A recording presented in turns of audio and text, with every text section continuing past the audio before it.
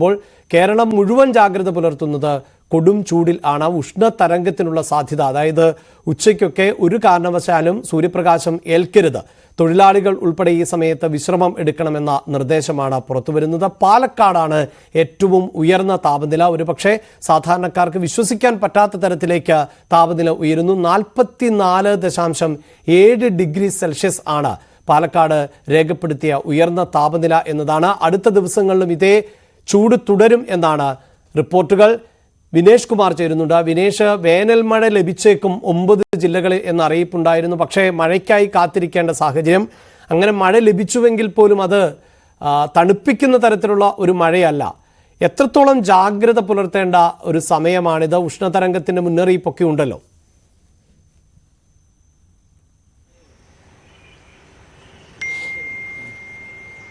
അഭിലാഷ്, പാലക്കാട് യഥാർത്ഥത്തിൽ മഴ ലഭിച്ചിട്ടേ ഇല്ല. വേനൽ മഴ ഒരു തവണ പോലും പാലക്കാട് ജില്ലയിൽ എവിടെയും ലഭിച്ചിട്ടില്ല.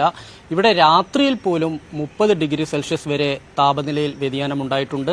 ഇന്നലെ 44.7 ഡിഗ്രിയാണ് ഇന്നലെ കൂടിയ ചൂട് രേഖപ്പെടുത്തിയത്. ഇത് നഗരത്തിനടുത്ത് തന്നെയുള്ള എരുമയൂർ എന്ന് പറഞ്ഞ സ്ഥലത്താണ് ഇത് രേഖപ്പെടുത്തിയിട്ടുള്ളത്. ഉച്ച സമയത്തായിരുന്നു ഇത്ര ചൂട്. എന്തായാലും ആളുകൾ, ഇവിടുത്തെ ജനജീവിതം ദുസ്സഹമായിക്കൊണ്ടിരിക്കുകയാണ്. കാരണം രാത്രികളിലൊന്നും തന്നെ AC ഇല്ലാതെ ആളുകൾക്ക് ഉറങ്ങാൻ കഴിയാത്ത ഒരു സ്ഥിതിവിശേഷം തന്നെയാണ് പാലക്കാട് ഉണ്ടായിട്ടുള്ളത്.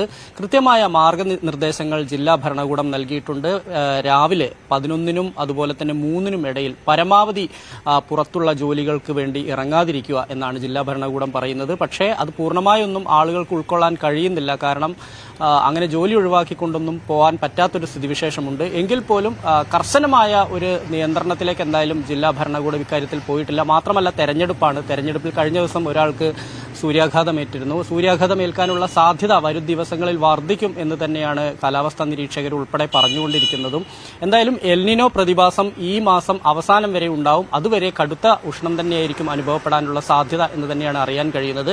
മഴ എന്തായാലും മെയ്യോടുകൂടി മാത്രമായിരിക്കും വേനൽ മഴ ലഭിക്കാനുള്ള ഒരു സാധ്യത എന്ന് പറയുന്നു. അതിൽ നിന്ന് പാലക്കാട് വളരെ പുറകിലാണ്. ഒരുപക്ഷെ മറ്റുള്ള അടുത്ത ജില്ലയായ മലപ്പുറത്തും അതുപോലെ തന്നെ തൃശ്ശൂരിലും, ഈ 2 സ്ഥലങ്ങളിലും കഴിഞ്ഞ കുറച്ച് ദിവസങ്ങളായി ശക്തമായ മഴയുണ്ടായി. തൃശ്ശൂരിൽ തുടർച്ചയായി 2 ദിവസം മഴയുണ്ടായിരുന്നു. മലപ്പുറത്തും ചില ഭാഗങ്ങളിൽ മഴയുണ്ടായിരുന്നു. പാലക്കാട് പക്ഷേ ചെറിയ തോതിൽ സ്കൈ ചേഞ്ച് ആവുകയല്ലാതെ മറ്റുള്ള രീതിയിൽ മഴ ഉണ്ടാവുകയോ അല്ലെങ്കിൽ കാർമേഘം മൂടി വന്നിരുന്നു ഒരു ഘട്ടത്തിൽ. പക്ഷേ മഴ പെയ്തില്ല എന്നുള്ളത് തന്നെയാണ് നമ്മൾ ഇതിനകത്ത് എടുത്തു പറയേണ്ട ഒരു കാര്യം. എന്തായാലും വലിയ തോതിൽ തന്നെ വലിയ ബുദ്ധിമുട്ടിലേക്ക് തന്നെയാണ് പാലക്കാട് പോകുന്നത് എന്നുള്ള കാര്യത്തിൽ സംശയമില്ല. കാരണം രാത്രിയിലും 28 മുതൽ 30 വരെയെല്ലാം തന്നെ ഡിഗ്രി ചൂടിൽ കിടന്നുറങ്ങാൻ കഴിയാതെ വലിയ ബുദ്ധിമുട്ട് തന്നെയാണ് ആളുകൾക്ക് ഉണ്ടായിക്കൊണ്ടിരിക്കുന്നത്. എന്തായാലും ഇത് പരമാവധി ജില്ലാ ഭരണകൂടം പറയുന്നത് അനുസരിച്ച് ആളുകൾ മുന്നോട്ട് പോകാൻ തയ്യാറാകണം. ഈ ഉച്ച സമയങ്ങളിലെല്ലാം തന്നെ ഇരുചക്ര വാഹനങ്ങളിലുള്ള യാത്ര പരമാവധി ഒഴിവാക്കണം. ഒപ്പം തന്നെ ഈ പുറത്തുള്ള ജോലികളിൽ നിന്ന് വിട്ടുനിൽക്കാൻ തയ്യാറാകണം. അതിനുശേഷം 3 മണിക്ക് ശേഷം ജോലി തുടരാൻ വേണ്ടിയാണ് ജില്ലാ ഭരണകൂടം പറയുന്നത്. ഒപ്പം തന്നെ നന്നായി വെള്ളം കുടിക്കണം. കൂടുതൽ നിർജ്ജലീകരണം തടയുന്നതിന് വേണ്ടി കൂടുതൽ ആ രീതിയിലുള്ള ഭക്ഷണത്തിലേക്ക് നമ്മൾ മാറേണ്ടതുണ്ട്. വറുത്തതും പൊരിച്ചതുമായ സാധനങ്ങൾ പരമാവധി ഒഴിവാക്കണം എന്നതുൾപ്പെടെയുള്ള കാര്യങ്ങളാണ് പറയുന്നത്. എന്തായാലും ചൂട് വർദ്ധിച്ചുകൊണ്ടിരിക്കുകയാണ്. അതനുസരിച്ച് ജനജീവിതവും കൂടുതൽ ഇവിടെ ദുസ്സഹമായിക്കൊണ്ടിരിക്കുകയാണ്. തിരുവനന്തപുരം മുതൽ കാസർഗോഡ് വരെ ഇതാണ് സാഹചര്യം. പക്ഷേ ഏറ്റവും കൂടുതൽ ചൂട് അനുഭവപ്പെടുന്നത് പാലക്കാടാണ്. അതുകൊണ്ടാണ് വിനേഷ് കുമാർ അവിടെ നിന്ന് വാർത്ത റിപ്പോർട്ട് ചെയ്യുന്നത്. ഇതേ വിനേഷിന്റെ തന്നെ മറ്റൊരു വാർത്തയിലേക്ക് പോകുമ്പോൾ, അത്യുഷ്ണത്തിലും ആട്ടിൻകൂട്ടങ്ങളുമായി തമിഴ്നാട്ടിൽ നിന്നുള്ള തൊഴിലാളികൾ പാലക്കാട്ട് എത്തുന്നു. കടുത്ത വെയിലിലും കുട പോലും ചൂടാതെ തുച്ഛമായ കൂലിക്ക് വേണ്ടിയാണ് തമിഴ് തൊഴിലാളികൾ ആട്ടിൻകൂട്ടങ്ങളുമായി എത്തുന്നത്.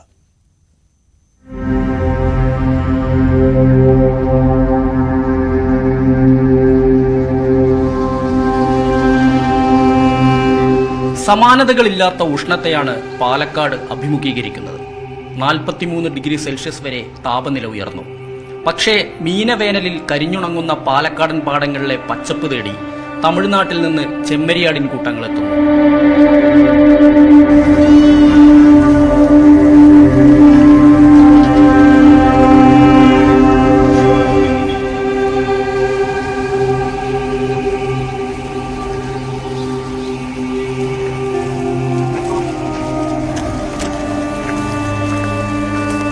പട്ടിണിയേക്കാൾ വലുതല്ല ഉഷ്ണമെന്നതിനാൽ തന്നെ വെയിലൊന്നും ആടിനെ മേയ്ക്കുന്ന തൊഴിലാളികൾക്ക് പ്രശ്നമില്ല.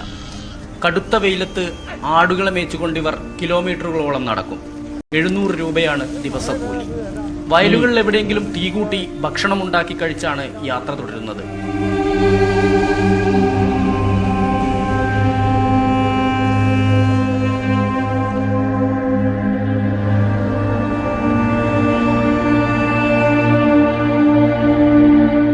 രാത്രിയിൽ ഏതെങ്കിലും മരച്ചുവട്ടിൽ അന്തിയുറങ്ങും. ചൂടെന്നൊന്നും പറഞ്ഞിരുന്നിട്ട് കാര്യമില്ല, ജീവിക്കണ്ടേ. ചൂട് ഭയങ്കരമാ, നമ്മളാലെ താങ്ങില്ല. எப்படி நீங்க போறது இந்த மாதிரி? நடந்ததே போறது. ஃபுல் வெயில்ல இல்ல நடந்தது பைப்பு 2 மாசம் இருக்கு, விசு வரைக்கும் இருக்கு, ஒரு வாரம் இருக்கு. விசு 10-15 நாள் கழிச்சு போகும். அப்ப இந்த மாதிரி சூடு அது கம்மியான மழை பெய்ய மாட்டேங்குது. மழை பெய்ய எப்படி நீங்க வேலை பண்றது?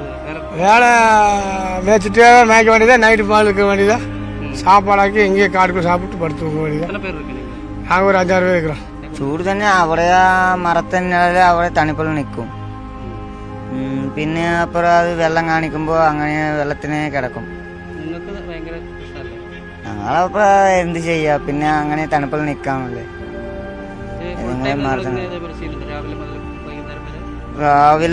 രാവിലെ 10 മണിയിലിരുന്ന് വൈകുന്നേരം 6 മണി വരെ. പിന്നെ അപ്പുറം ഞങ്ങൾ ഭക്ഷണം വയ്ക്കും. രാവിലെ 8 മുതൽ വൈകിട്ട് 6 വരെ ആട്ടിൻകൂട്ടങ്ങൾക്കൊപ്പം ഓടിയും നടന്നും കിതയ്ക്കുന്ന തമിഴ് തൊഴിലാളികൾ. കടുത്ത വെയിലിൽ ഊഷരഭൂമിയായ പാലക്കാടൻ ഗ്രാമങ്ങൾ കരിഞ്ഞുണങ്ങിക്കൊണ്ടിരിക്കുകയാണ്.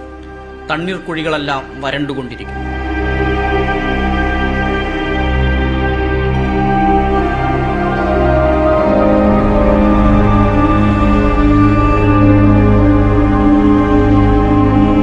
മരുഭൂവൽക്കരണത്തിന്റെ സൂചനകൾ പ്രകടിപ്പിക്കുന്നുണ്ട് പാലക്കാടൻ ഗ്രാമങ്ങൾ.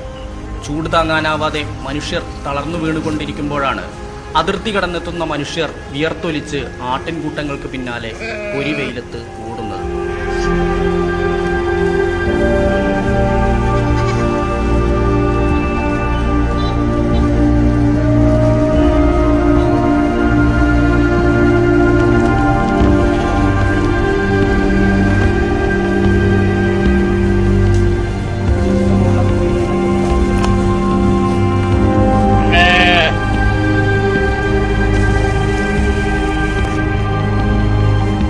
-43 ഡിഗ്രി വരെ ചൂടനുഭവപ്പെടുന്നുണ്ട് പാലക്കാട്.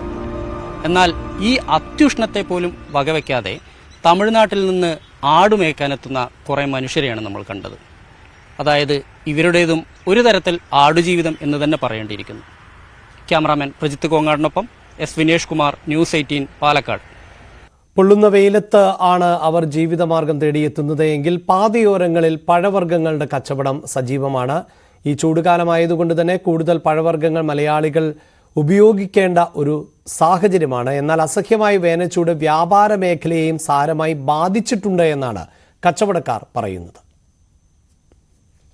കടുത്ത ചൂടിൽ വെന്തുരുകുകയാണ് നാട്. ഇതോടെ പഴവിപണിയും സജീവമായി. റമദാൻ മാസങ്ങളിലും പഴങ്ങൾക്ക് ആവശ്യക്കാർ കൂടും. മുൻകാലത്തെ അപേക്ഷിച്ച് വിലയിൽ വലിയ വർധന ഉണ്ടായിട്ടില്ല. പക്ഷേ വ്യാപാരം കുറവാണെന്നാണ് കച്ചവടക്കാർ പറയുന്നത്.